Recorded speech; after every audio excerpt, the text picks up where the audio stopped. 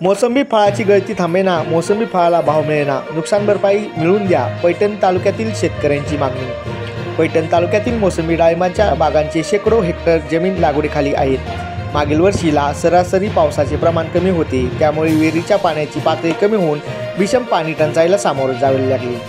मोसंबीचे फळबागा जिवंत राहावे म्हणून शेतकऱ्यांनी खाजगी कर्ज काढून घरातली थोडीफार पुंजी खर्च करून पाण्याच्या टँकरने पाणी विकत घेऊन मोसंबी डाळिंबाच्या बागा जिवंत ठेवल्या।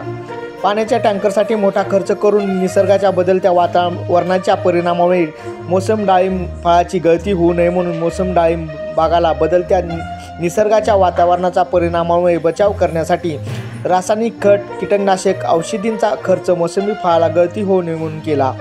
शेतकरी खूप मोठ्या आर्थिक संकटात सापडला आहे, कारण मागील वर्षीला पाऊस कमी पडल्यामुळे पाऊस पिकावर बोंड अळीने थैमान घातले होते, त्याचा परिणाम उत्पन्नावर झाला।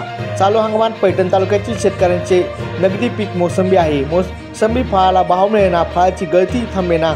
यंदा खरीप हंगामामध्ये अतिवृष्टी झाल्याने कापूस, तूर, सोयाबीन पाण्यात चालले।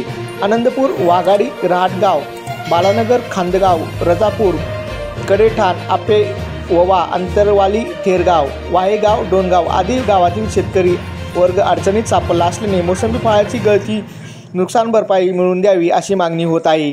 महाराष्ट्र लोकन्यूज चॅनलसाठी रामनाथ गोरडे, पैठण प्रतिनिधी।